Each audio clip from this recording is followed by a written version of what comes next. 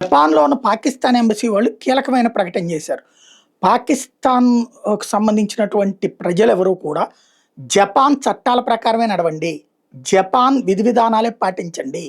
మన మత విధానాలు, మన పద్ధతుల ప్రకారం జపాన్ ఉండాలని కోరుకోబాకండి.